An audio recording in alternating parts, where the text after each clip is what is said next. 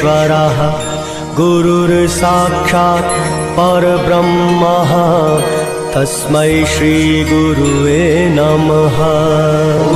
गुरुर्ब्रह्मा गुरुर्विष्णु गुरुर्देवो महेश्वरा गुरुर्साक्षात् परब्रह्मा तस्मै श्री गुरुवे नमः।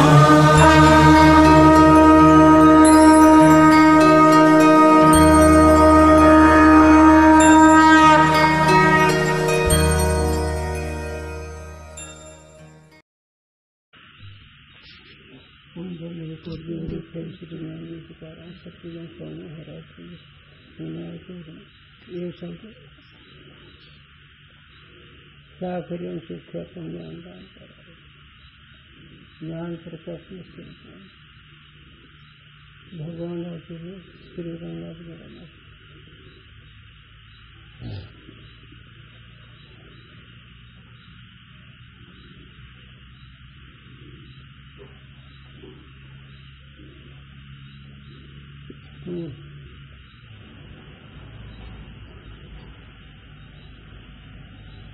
ज्ञान में कर्म उपासना की अपेक्षा नहीं।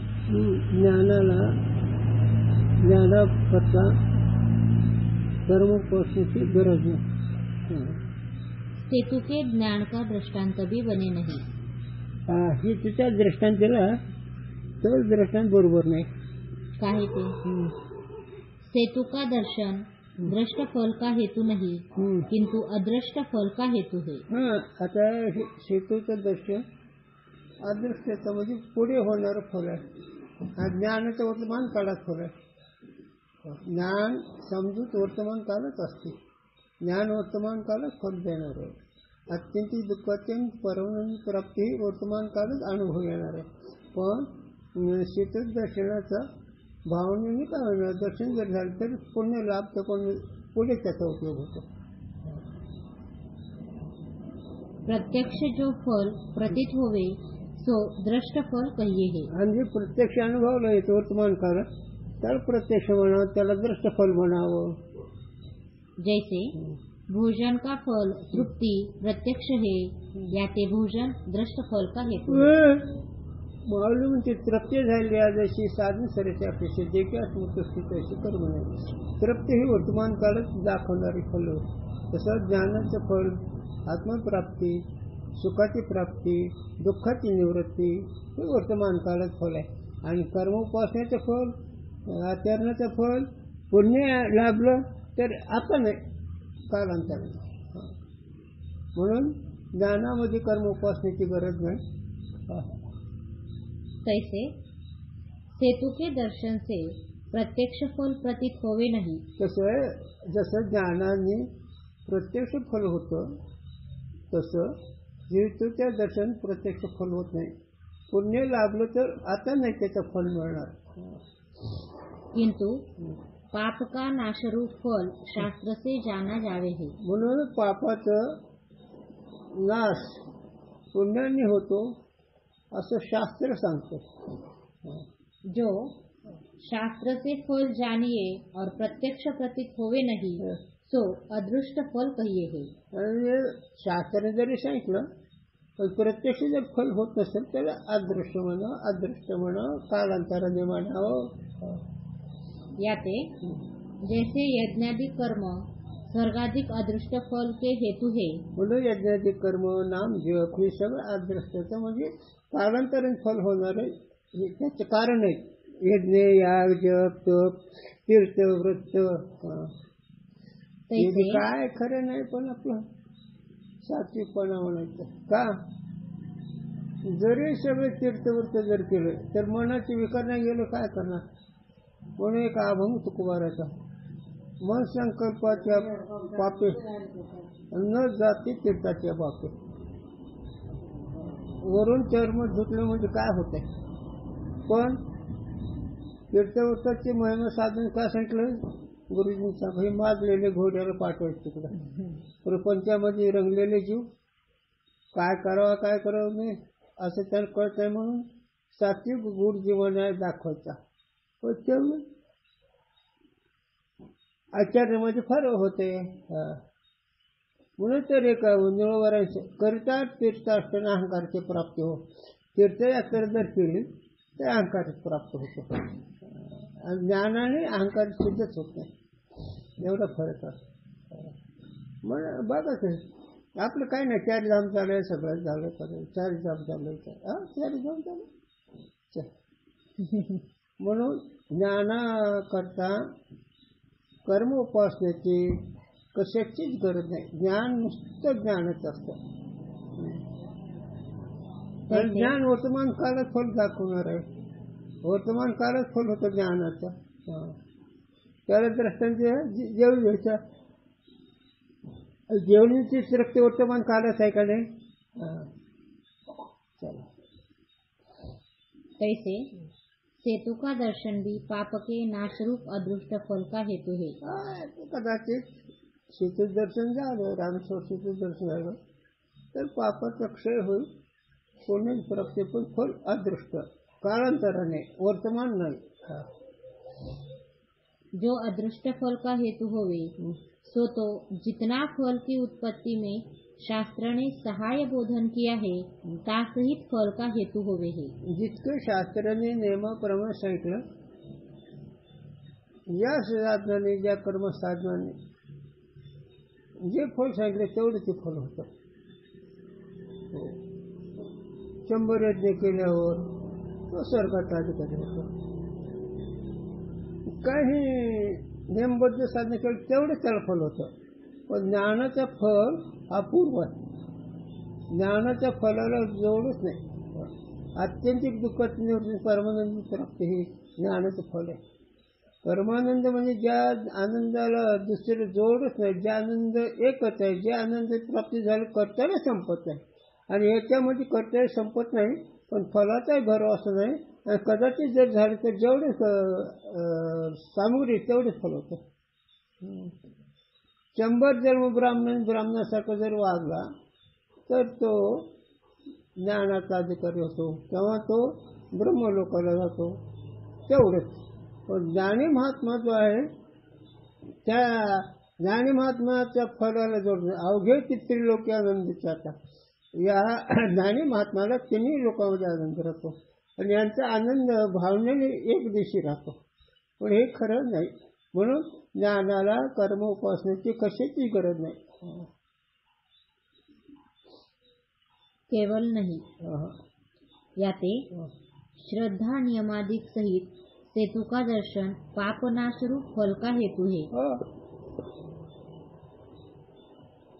श्रद्धा भाव याच्या दर्शन घेतलं तर पुण्य लाभतंय, पाप नाहीच होतंय. श्रद्धा नियमादिक रहित हेतू नहीं. श्रद्धा नाही, भाव नाही, त्याच्याविषयी निष्ठा नाही, असं जर असेल तर त्याचे सेतु दर्शन पाप नाहीच होत नाही.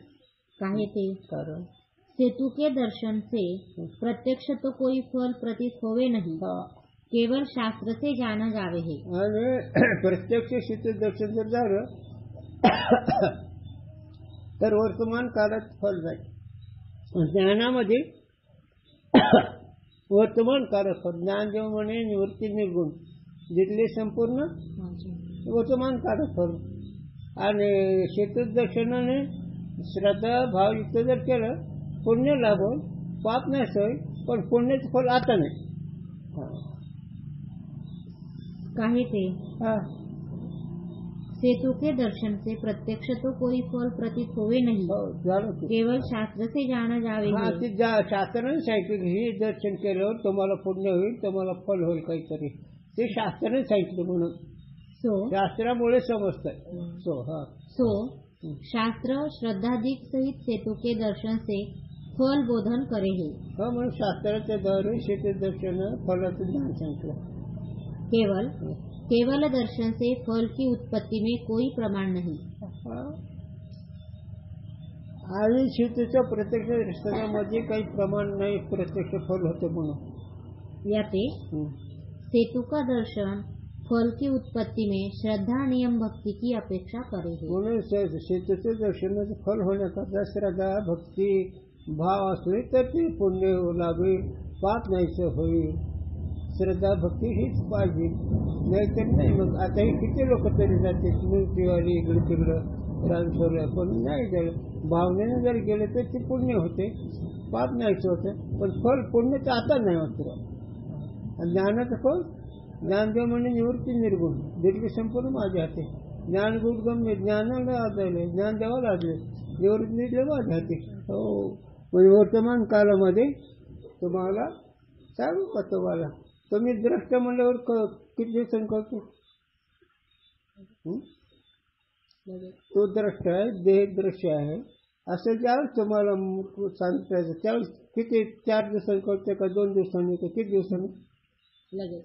म्हणजे वर्तमान काळाचा. मग ज्ञानाचं फल वर्तमान काळाचं आहे आणि कर्माचं फल ते बी एखाद्या धोका होतो. एवढा मोठा जडभरत राजा त्यागी अरण्यात जाऊन बसला, लंगोटी लावून बसला, जप तप करी बसला, पण जड भरत राजा हरणी गरबा गेला, घाला तो घातला वाचला. एवढा मोठा त्यागी, पण गंगेला गेल्यानंतर स्नान केलं, वरून पाडत वाहतो वाचायला हरणीचं. ते पाडत पिल्लू असल्यावर घेतलं, व्यवस्थितशीर केलं आणि सांभाळल्यानंतर ते मोठं झालं. त्याच्या अंगात पाणी गेलं निघून. पण मराच्या वेळी पाडसाचं कसं होईल एवढं त्याग असलं तरी बोंबाशी होते. म्हणून गुरुजी सांगत नाही परमार्थाला भावी कालचा दोष आहे. उद्या कोणता दोष येईल, उद्या कोणत्या अडचण येईल कळत नाही. म्हणून उद्याच्या अडचणी म्हणून जबरदस्त साधना करावी लागते. हो, तुझ्या साधनामध्ये केव्हाच कोणता दोष येऊ शकत नाही.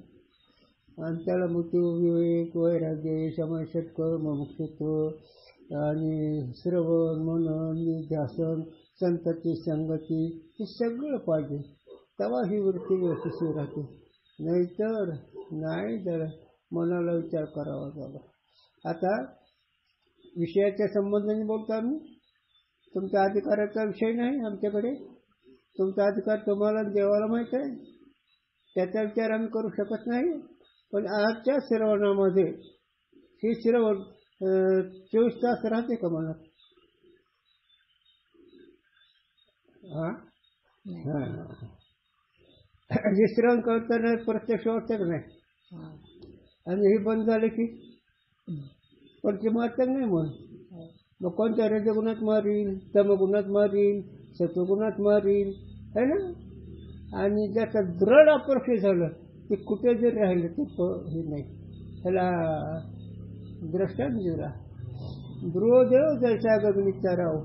ध्रुव तारा जसा कधी हालतच नाही.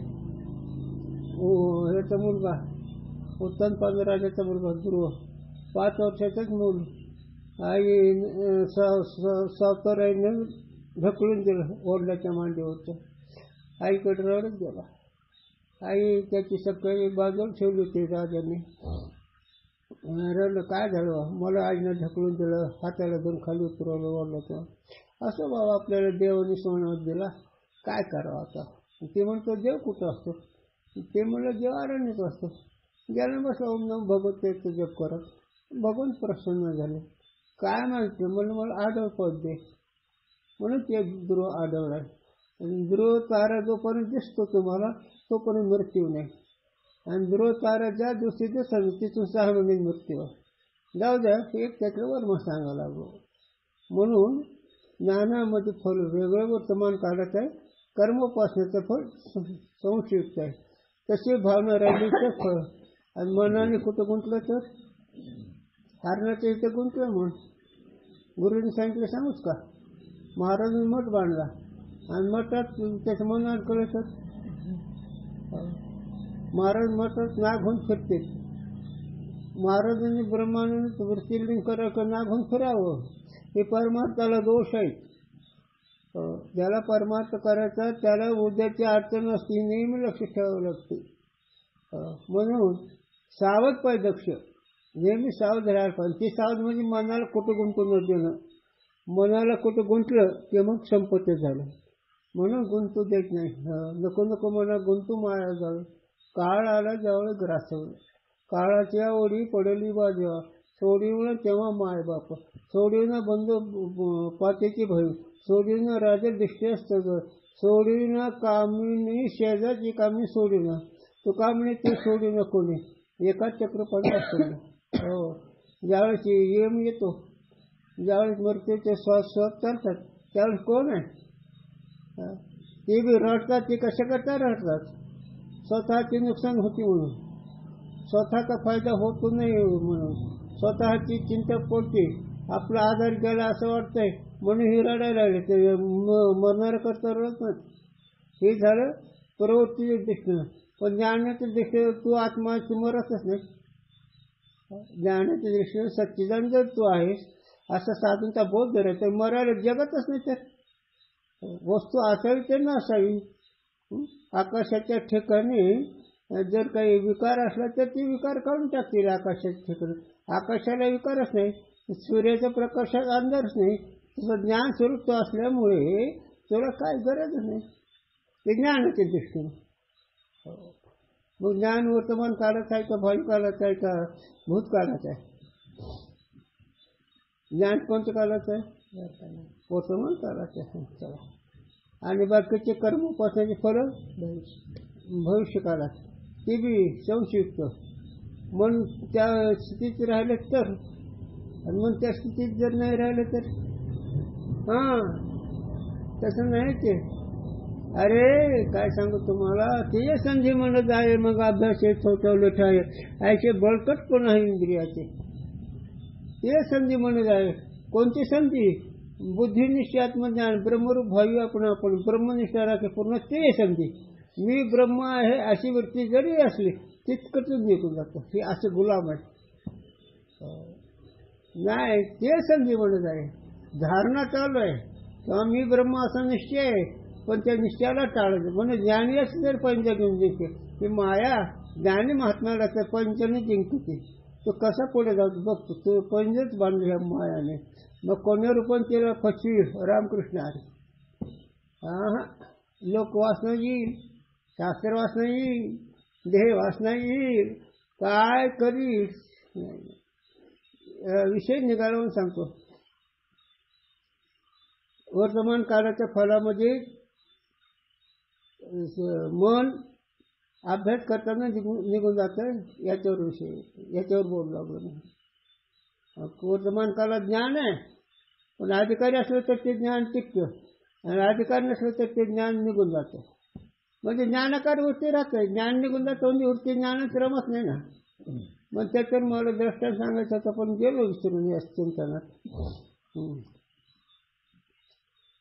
ते संजय म्हणजे ज्ञानीच तरी पंच घेऊन जिंकते. त्याच्यावर बोलायचं. ज्ञानी मी ब्रह्म आहे, मी ब्रह्म असं जी ज्ञानी म्हणतो त्याला ही माया म्हणते, अरे काय तो ब्रह्म म्हणतो, तो एक झटकत फेकून देते. मग त्याच्यावर दृष्टांत होते. हे कसं रीतीने आहे तर त्या उभारी आहेत मागून. ते बघा अशा माया मागणी श्रंगारली साधून शांती नागवली. अनुभव गुरुजींचा माझ्या. गुरुजींनी कधीही कीर्तनात हार घालून घेत नाही, आणि घातला तर पटकन काढून त्याच्याच गळ्यात घालायचा. हार सुद्धा घालत नव्हते गुरुजी. आणि हार घातला म्हणजे श्रंगार झाला मायाचा. म्हणून एक चिंतन आहे, बुक्का लावणी भावे आणि हार घालून गळा. ही कीर्तन करण्याची भूमिका आहे. सांग आता कसं करायचं ते. पळवाटा किती बी असतील, पण शास्त्रा पुढे हात टेकावं लागते. तसं नाही ते झालं. आबा नाही तसं करत. कधी हार नाही घातला, घातला तर लगेच बाजूला ठेवायचा. नुसता हार सहन होत नाही परमार्थामध्ये. त्याला एकच गुरूंच्या दृष्टात ना तुम्हाला. गुरूंच्या दृष्टात काय महत्वाचा असतो, पण सिद्धांत करण्याकरता.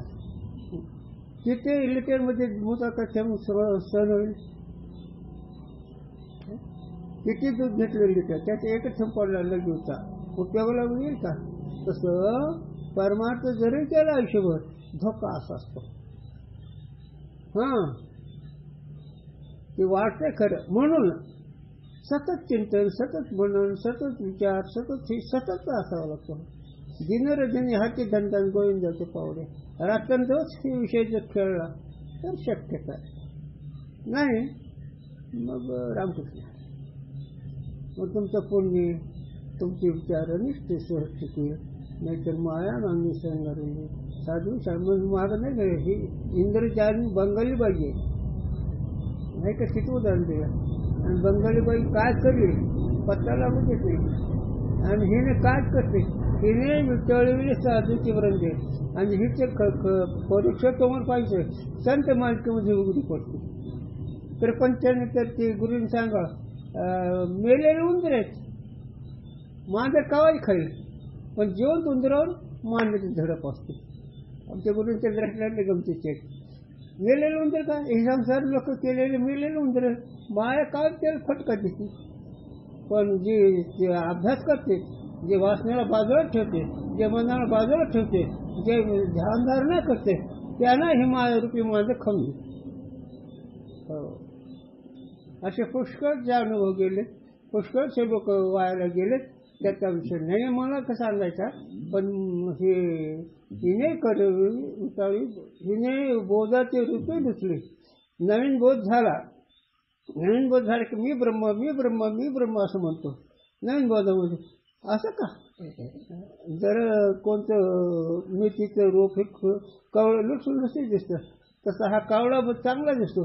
पण एकदा माया मागणीची झडप टाकली, हिने बोधाची रूपे दुसली. बोधाचं टवटवीतपणा 2-3 पानावर आलेलं ते खोडून टाकते. रोपे लुचले म्हणजे शेण खोडले. तसं मी ब्रह्म सोडून दिला, लागला यज्ञाच्या मागं, लागला जपाच्या मागं, लागला रिद्धिसिद्धीच्या मागं. ही बॉम्ब आहे, तिकडं नाही. आम्हाला प्रपंचाचा विचार नाही तिकडं. रिद्धिसिद्धी करीती होता, करिता तपे काम क्रोध खवळती. तपश्चर्या केली की काम क्रोध जल के भस्म जा. ही माया मागून असा मिळते. मग ज्ञानामध्ये ज्ञानाला कळते. पण ज्ञानी असे तर पहिले घेऊन देते. ती म्हणले असं का, तुम्ही ज्ञानी का, बरं पंचच पाणी कसं तुम्ही आनंद भक्त बघू. मग त्या आनंदाची एकदा पलटी मारली, सत्वगुणाचा अभ्यास लागला, संपला विषय. आणि गुरुजी सांगावा साधून झाडाखाली बसावं, आनंदात राहावं, ना आलेल्या लोकांना सांगावं, समाजाच्या मागं लागू नये. हां, कसं करायचं आता, तसं नाही. आता इथे पळवाट आहेत, बोलतोय जन्म देखील डोळा, तू त्या अधिकाराचं नाही. तुकोबारांनी म्हणावं, तुकोबाराचा अधिकार आहे. येतो हिताचा कळवलं पडती हाती काळा, ते तुकोबारांनी म्हणावं, तुकोबाराचाच अधिकार आहे तो. तुला तुझं काय आता म्हणून झालं, तुझं नाकाचा शेमूळ निघत नाही. आणि सांगतो जगाच्या कल्याणा, आपल्याला जगाचं कल्याण करता ही सगळं करायचं. कसं जगाचं कल्याण करतो रे. म्हणून ज्ञानाचं वर्तमान काळात फळ आहे, कर्म उपासनाचे फळ वेगळं करायचं आहे, ते बी वरती टिकली तर. अरे ज्ञानाची ठिकाणं तर ज्याची समजूत झाली त्याची टिकायची बोंब आहे. म्हणून कच्ची समजूत असते. म्हणून परोक्ष अपरोक्षाच्या विरोध नाही, अपरोक्ष अपरोक्षाच्या विरोध आहे. अपरोक्ष अपरोक्षाच्या विरोध आहे. याला उदाहरण कोणतं, याला उदाहरण देतं. जेवण प्रत्यक्ष आहे की नाही, भूक प्रत्यक्ष आहे की नाही, आणि जेवण मी प्रत्यक्ष आहे.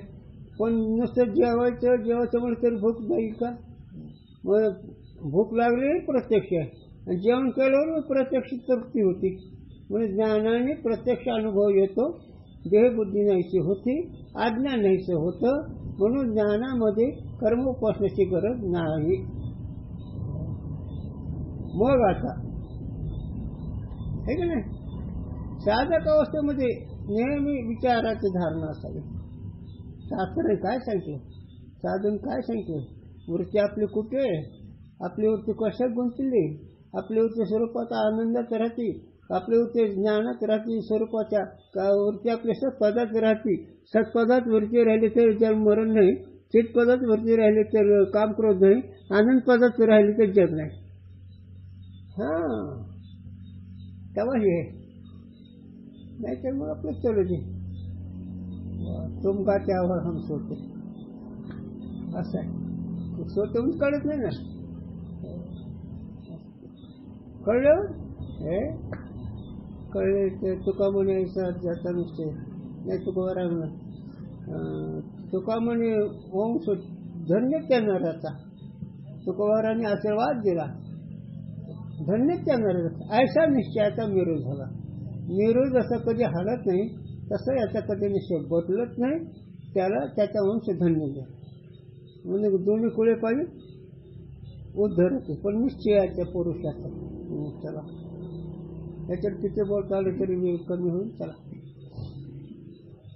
और ब्रह्म विद्या अपने फल की उत्पत्ति में कर्म उपासना की अपेक्षा करे नहीं म्हणून ब्रह्मज्ञान ब्रह्मस्वरूप प्राप्तीमध्ये ब्रह्मज्ञान फलाची अपेक्षा करत नाही तर फल रूपच आहे ना आणि कर्म उपासनामध्ये फलाची अपेक्षा करतात त्यामुळे तुला हे शिडजी भरजे दाखवतायचे पण आपलं चांगलं हो म्हणून कर्म उपासना करत असतात आपल्याला गोड बोलते आपल्याला देते इकडे तिकडे हाकालून पण हे पांढर पेश आहेत ना ते कसे ते साधन करीतच राहतात पण गंमत आहे किती साधन करू दे पहिलं कर्मच भोग देव देतो त्याच्याबद्दलच होत नाही असं काही करू आणि एखाद्यावर जर झालं त्याच्या पाठीवर पुण्य त्याचं फल होतं म्हणून ब्रह्मज्ञानामध्ये कर्माची म्हणजे त्यात कर्म म्हणजे उपासना बी आली आणि कर्म बी आलं सगळं चाललं म्हणून ज्ञानाला कशाची गरज नाही जो ब्रह्म विद्या का फल भी स्वर्ग की न्यायी लोक विशेष अदृष्ट होवे सो लोक विशेष भी केवल ब्रह्म विद्या से शास्त्र ने बोधन नहीं किया होवे आणि जर कर्मोपासनाचं जर फल स्वर्गात विकायचे आहे तसं जर ज्ञानाचं असतं तर मग शास्त्रावर सांगितलं नसतं वर्तमान काळात ज्ञानात फल आहे म्हणून पण शास्त्रामध्ये वेदशास्त्रामध्ये वर्तमान काळात ज्ञानदेव म्हणणे तरलो आता उद्धरलो वर्तमान काळ कोणता काळ आहे हो जगा काळ काय आम्ही माता दिला पाय वर्तमान काळ का भावी काळ आहे तुम्ही सांभाळलेली संती भयनी शिलिखंती वर्तमान काळ का कधी आहे हरी आला होता मग कशी भय चिंता वर्तमान काळ का भावी काळ आहे सातवीला हरी जे हृदय मंदिरी त्याची शरीरदार झाला सफळ व्यापार हरी आला होता मग कशी भय चिंता हे वर्तमान काळात या भागात आणि साधकाला मजा करते जीवनमुक्ती ह्याच्यात आनंद करायचा एवढंच कीर्तन गुरूंचं या शेवटला या अभंगावर ऐकलं गुरुजींचं पुन्हा कार्य संपलं आम्ही म्हणून शिकावं ते बी साठवीला हरीचे हृदय मंदिर त्याची शरीर शेवटच कीर्तन गुरूंचं वाळ म्हणतात आणि त्याच वेळी भगवंत आले आणि ते पिवळा पितंबर ते सावळा रंग ते शंखचक्र गदा पायात तोडर असे भगवंत श्रीवसनाला चल वैजंती माळा लोकर सोडायचा मुगुट शंखचक्र गर गर गर सुदर्शन फिरत आणि असं गुरुच्या पाठीमागे उभं राहिलं का काही लोक कुठे बी दोन बाजूचा असतात दोन बाजू कुठे बी असतात एक आडवी असते एक सरळ असते तर तिथल्या काही महाराज लोकांनी ते कीर्तन कोणाला ऐकून म्हणून त्यांनी वायर तोडली सगळं केलं गुरुजी सर्वज्ञ होते भगवंताला हाक मारली झाला तो ते हाक मार गरुडावर वैसे माझा कळवर आहे पिवळा पितांबर कैसा गगन झळकला येई व विटाबाई मावली असे अभंग गोड वेगात म्हणले भगवंत येऊन उभा राहील मग सगळ्याच्या कानात कीर्तन गुरुजींचा मग वर्तमान असा असतो तर पण वर्तमान काळ होण्याकरता ही सेवा करावी लागेल कारण सांगुरी झाले तर फल कसं होईल पण याच्यात वर्तमान काय शिकवतंय की ज्ञानाला वर्तमानच फल आहे बाकीचं कर्म उपासनेचं भावी फलाचं चला. किंतु कर्म उपासना सहित से बोधन किया होवे तो ब्रह्म विद्या भी सेतु के दर्शन की न्यायी फल की उत्पत्ति में कर्म उपासना की अपेक्षा करे. जर ते ब्रह्मज्ञान ह्याच्यासारखं असं कर्म उपासनासारखं मग शेतीच्या दर्शनासारखं झालं असतं. पण तसं नाही. ज्ञान हे वर्तमान काळच तुम्हाला काम करणार आहे ना. सो ब्रह्म विद्या का फल मोक्ष स्वर्ग की न्यायी लोक विशेष रूप अदृष्ट तो है नहीं. हा, मोक्ष जे असणार आहे ते अदृष्ट फल नाही. किंतु मोक्ष नित्य प्राप्त है और भ्रांति से बंध प्रतीत होवे है. मोक्ष कसा आहे? नित्य प्राप्त. हे दुखून सांग का कोणत्या विषय नसतं. सुख वर्तमान काळाचा का भविष्य काळाचा?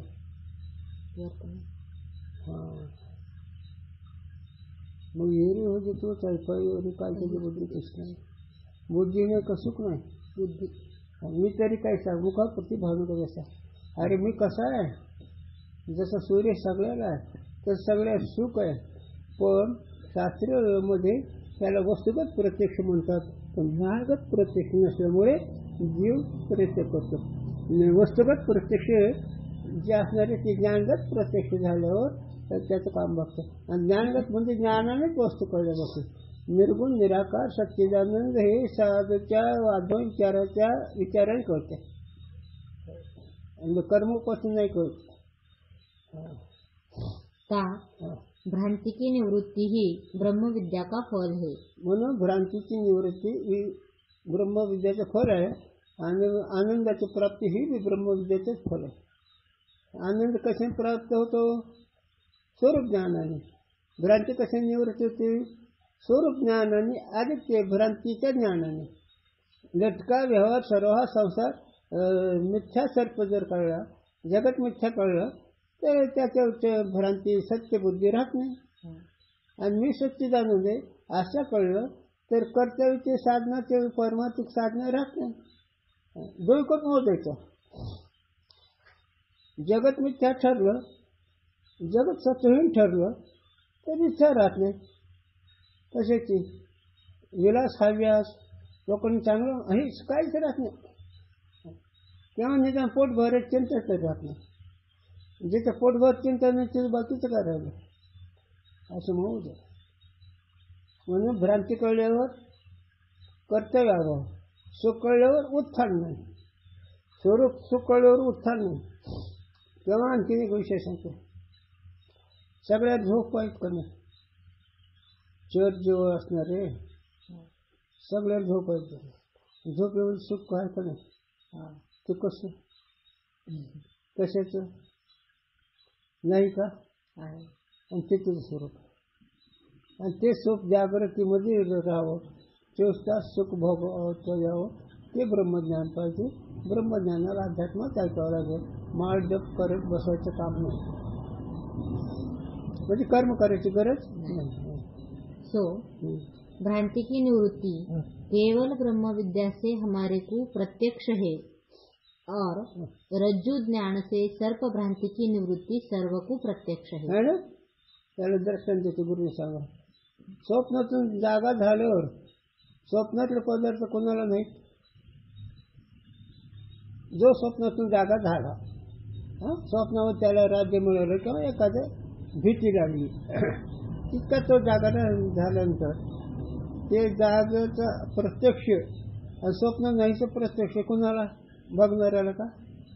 लांब असणाऱ्याला का? जो स्वप्न जागा झालं त्याला स्वप्न नाही. आणि जागा झाल्यानंतर आपलं स्वरूप ज्ञान त्याला आहे. म्हणून स्वप्न हे अज्ञानाचं कार्य भ्रांती. का सांगा लागलो मी? अनुभव करत सांगा लागलो. जसं इथे लिहिलंय रज्जूचं ज्ञान प्रत्यक्ष आहे. त्याच्या आधी कोणतं दर्शन? त्याच्या रज्जूच्या आधी केवल ब्रह्म विद्या से हमारे को प्रत्यक्ष है भ्रांति की निवृत्ती. केवळ ब्रह्मज्ञानाने भ्रांतीची म्हणजे अज्ञानाची निवृत्ती होती. मी देह आहे, मी कर्ता आहे, मी स्त्री आहे, मी पुरुष आहे, मी जन्ममरण आहे, मी कोणी शहाणा वेडा आहे, हे भ्रांतीचं बोलणं आहे. आणि ही भ्रांती नाही झाली, मग हे काहीच नाही. मग मी तो स्वयात्मा राम, तो का म्हणे आम्ही विधीचे गणिते, मी तो वासुदेव तत्वाचा. कोण ते आहे का नाही? मग तुकोवर ब्राह्मण का क्षत्रिय का वैश्य का शूद्र का मराठी का कोण, तुकोवर कोण आहे ते? म्हणून रामशेर चरणी. मग कोण आहे? चुकीचा ब्रह्म. मग तुकोवर कोण आहेत? ब्रह्म आहेत ना. ते कोणी सांगितलं? रामेश्वर शास्त्री खडक भट होते का? म्हणून तुकोबारा ब्रह्म होते, हरिभक्त परायण होते. आमचे शंकर महाराज सांगत असतात, मला ऐकू एवढं सांगू. शंकर महाराज सांगते हरिभक्त म्हणजे का? ह म्हणजे हळू, प म्हणजे पळून जाणार, असं होतं. एक महाराज लय गमत होते. दुसरे महाराज सांगतात ह म्हणजे हरभरे, भ म्हणजे भरडणे, प म्हणजे पारंगत. लय गमत आहे सौरवचे. याते अधिष्ठान ज्ञान का भ्रांति की निवृत्ति दृष्टफल है. म्हणून ज्ञान दृष्टफल आहे. भ्रांतीची निवृत्ती होते, सुखाची प्राप्ती होते. म्हणून दृष्टफल ज्ञान आहे. आणि त्या ज्ञानाला कशाची गरज नाही. त्याला दर्शन सांग का?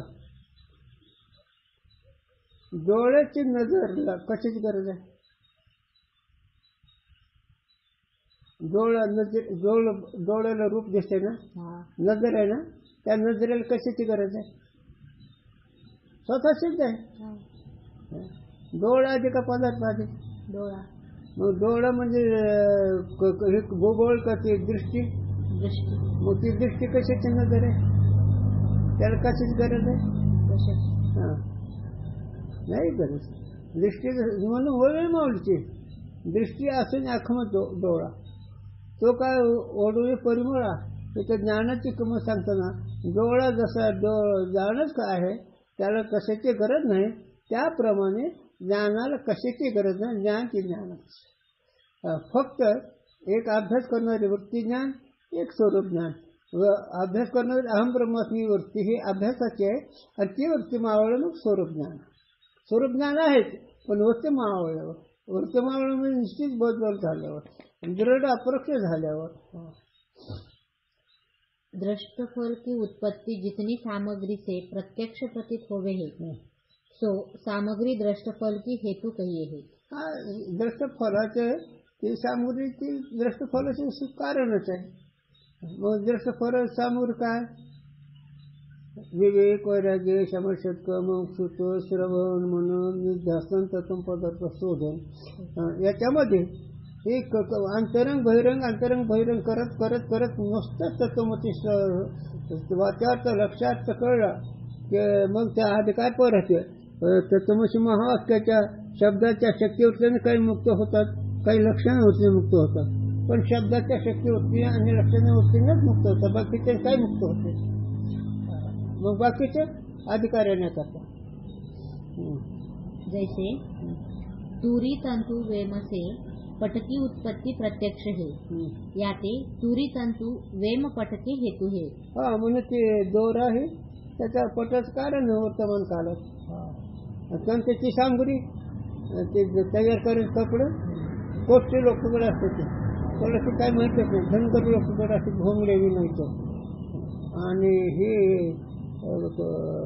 कोष्टी लोक कपडे करण्याचे असते, त्याला माग म्हणतात.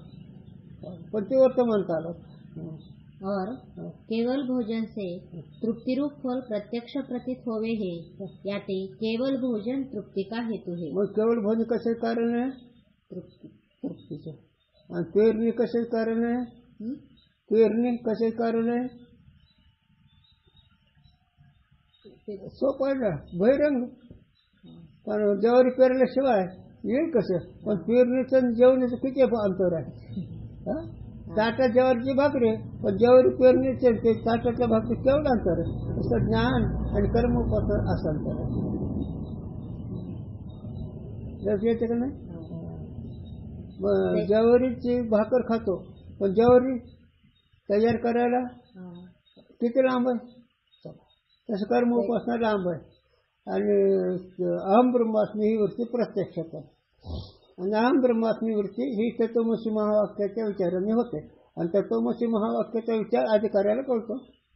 तत्वमसी महावाक्याचा विचार सांगतील, आता पटवून देतील, कळणं अवघड आहे. का? ब्रह्म कळलेल्या पुरुषाचे लक्षण वेगळे असतात.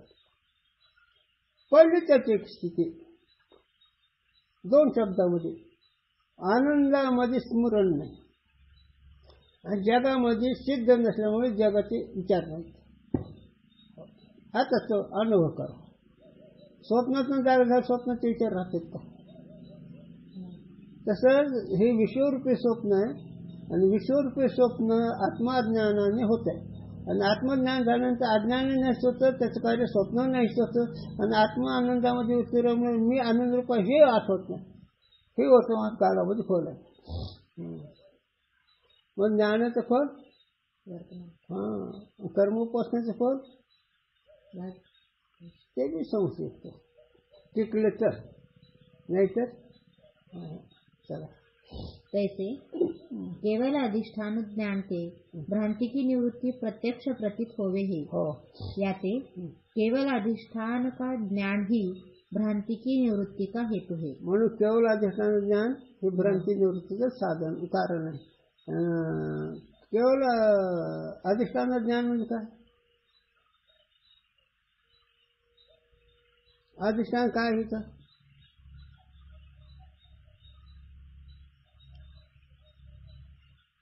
मी ब्रह्म. हा बस. हे जगाच्या दृष्टीनं, जीवदशाच्या दृष्टीनं अधिष्ठान ब्रह्म आहे.